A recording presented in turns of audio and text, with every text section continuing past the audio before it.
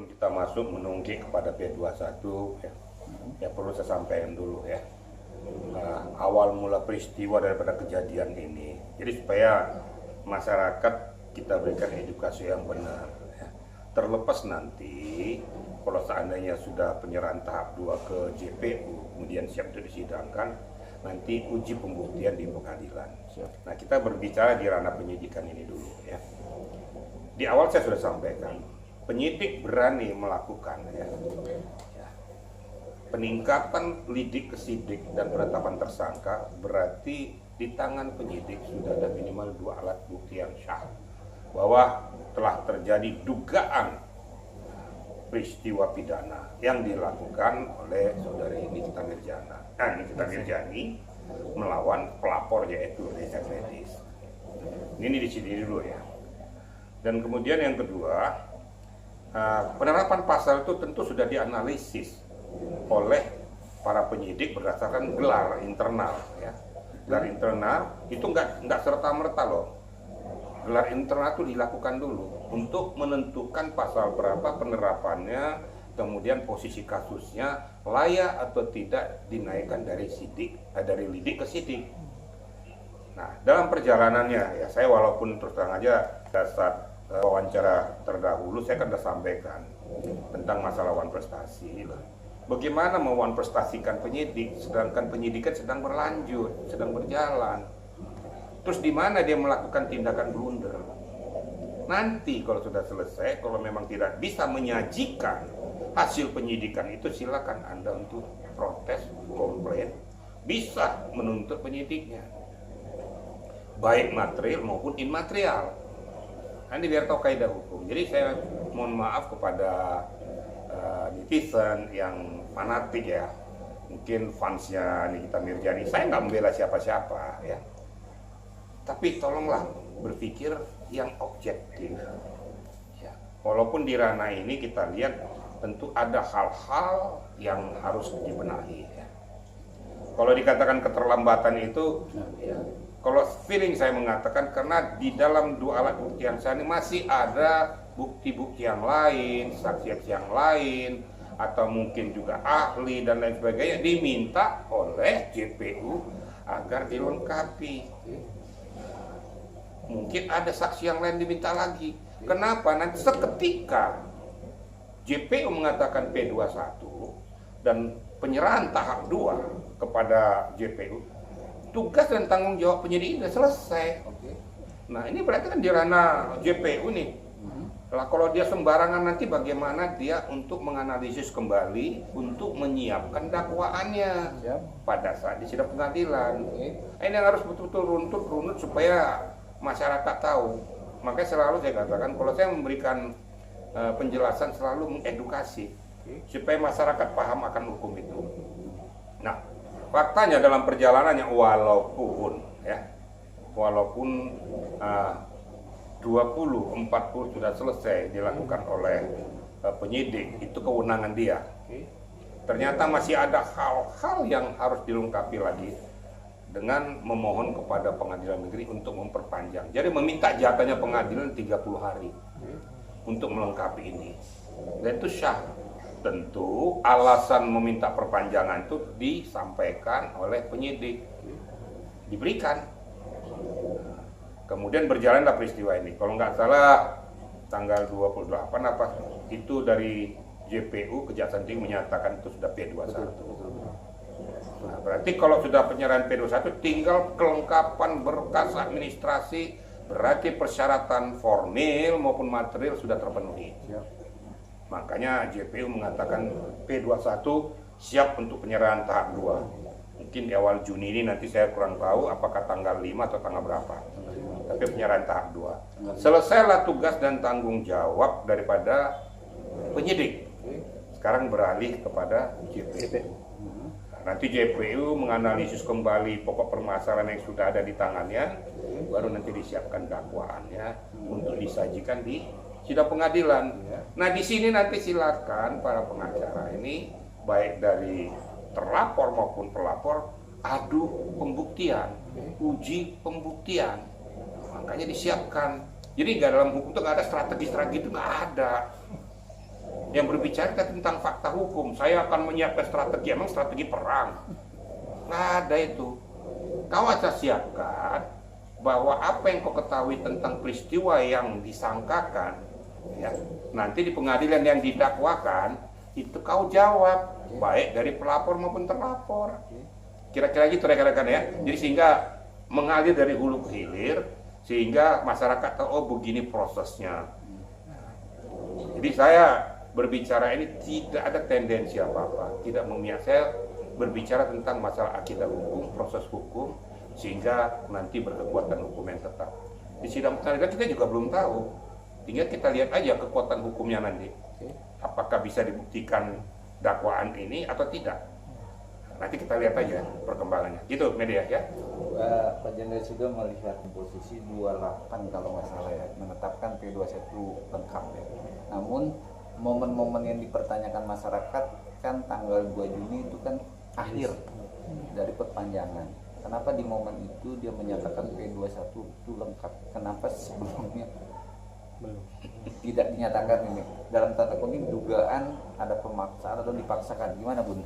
Ya enggak lah, itu kan sudah proses mengalir. Kecuali kalau setelah lewat tanggal 2 Juni masih juga belum selesai, boleh dipertanyakan.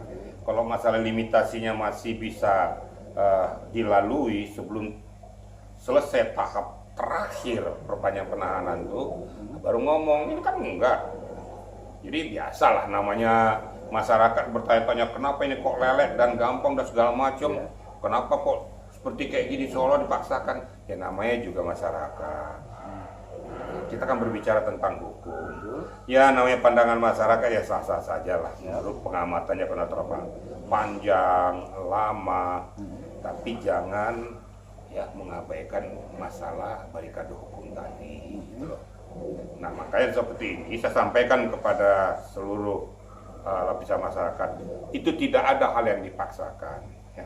Kalau seandainya tadi masih belum, penyidik pasti akan minta perpanjangan kedua. Itu memang di undang-undang ada. Itu disahkan undang-undang ya. Jadi dikatakan bahwa penyidik itu bisa meminta permohonan perpanjangan kepada pengadilan negeri, khususnya yang sanksi hukumnya di atas 9 tahun. Kan gitu. Nah, itu baru bisa diminta perpanjangan. Satu lagi, apabila ada yang cacat mental atau sakit dan lain sebagainya sehingga menghambat penyidikannya itu perlu perpanjangan. Ada dua hal itu ya. Nah, jadi gak usah berandai-andai lah, mari sama-sama kita ikuti aja. Kan JPU juga kan tidak mau merusak reputasinya gitu. Kalaupun dibikin tanggal 28 sudah mepet katanya, enggak ada hal-hal yang mendasar kok. Enggak ada hal yang dipaksakan kok. Pengamatan JP sudah mengatakan lengkap ya sudah. Kira-kira gitu ya. Namun kan dalam proses itu juga Kejaksaan Tinggi DKI juga berbangan kata kondisinya si Nikita Mirzani sakit, makanya proses itu dikatakan besok tanggal 5 baru pelimpahan. Tapi memang prosedur kata sakit juga harus juga dipertimbangkan. Yang dikatakan sakit itu ya namanya seseorang yang mau dilimpahkan ternyata dia sakit ya dibantarkan dulu, ternyata nggak dibantarkan ya dia kembali lagi. Nanti laporan daripada penyidik kepada JPU bahwa orang ini siap dalam kondisi sehat walafiat. Karena perlu diketahui oleh kita semua, pada saat penyerahan tahap 2 lengkap ya, baik itu berkas perkara, baik itu barang buktinya, baik itu tersangkanya dalam kondisi yang fit, makanya diperiksa. Nanti pada saat nanti mau dijerahkan ke JPU juga itu diperiksa itu kesehatannya, bahwa kondisi yang bersangkutan sebegini siap untuk dilimpahkan keseluruhannya. Jadi nggak ada hal-hal yang ini ya. Kalau sana JPU mengatakan kita tunggu karena masih dalam perobatannya itu kan kewenangan JPU. Tapi P21-nya sudah diterima. Kira-kira gitu ya. Jadi ya biasalah namanya di dalam masyarakat ada pro kontra. Tapi saya luruskan permasalahan seperti itulah kira-kira akidah hukumnya. Ya. Namun nanti kan tanggal 5 itu akan dilimpahkan perkara 2 ya, sebenarnya kalau 2 itu. Kalau udah dilimpahkan penyerahan tahap 2. Tahap 2. Dalam proses tahap 2 itu nanti dia ditahan di mana tuh? Bisa dijelasin dikit? Maksudnya gimana? Ditahan di Kejari dulu apa langsung? Jari atau Jadi nanti begini ya, biar tahu prosesnya nih ya. Dari penyidik nanti kalau sudah memang silakan penyidik menyerahkan barang bukti, tersangka, dan yang lain-lainnya berkaitan dengan kasus tersebut ke JPU. Oke. Tentunya si Nikitanya diperiksa kesehatannya nih sebelum diserahkan.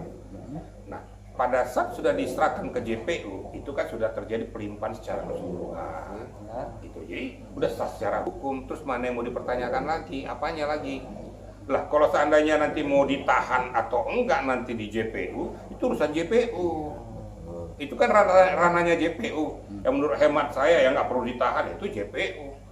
Yang penting sudah lepas dari penanganan kewenangan penyidik. Oke. Nah, kira-kira begitu ya.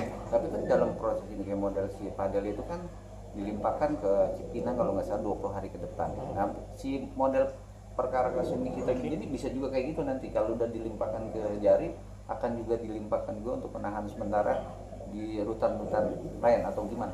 Oh, silakan. Itu tergantung JPU. Apakah dia akan menempatkan ya ke rutan kejaksaan cabang Salemba dan lain sebagainya, silakan, atau tetap berada di tahanan Polri tapi merupakan tahanan kejaksaan, bukan tahanan kepolisian lagi.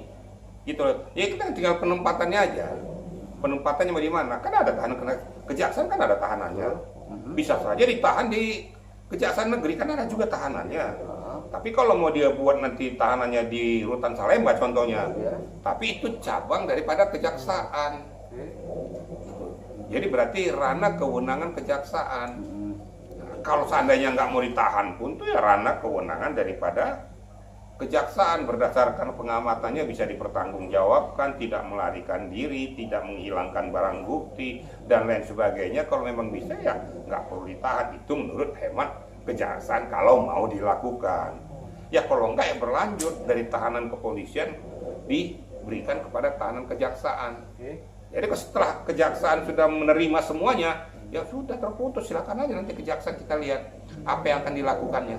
Kira-kira gitu Jadi kata materi substansi awal kata pemeras dan 3 pasal yang dikenakan oleh Nikita Mirzani harus dipertanyakan juga nih untuk Pak seorang Jenderal atau mantan Karawasidik. Substansi itu sudah masuk ya 3 pasal undang-undang ITE, undang-undang pemerasan dan undang-undang TPU, karena masih dipertanyakan juga loh substansi itu untuk dibilangkan P21. Yang bertanya siapa? Masyarakat. Masyarakat. Ya udah kamu aja jadi penyidik. Kan penyidik kan diberikan kewenangan dari undang-undang menerapkan pasal itu berdasarkan alat bukti yang sah. Kalau masyarakat itu kan hanya melihat kulit luarnya, tapi substansinya itu kan yang mengerti, kan yang menangani, kan gitu. Contoh lah Pertamina, nah, usaha kejaksaan lah. Pertamina ini kok ini ada oplosan gini, ini atau kan Pertamina oplosan atau enggak? Kok kamu lebih pintar dari Pertamina? Nah, kira-kira gitu loh. Nah sekarang ini kan masalah kida hukum yang merupakan ranah kewenangan penyidik.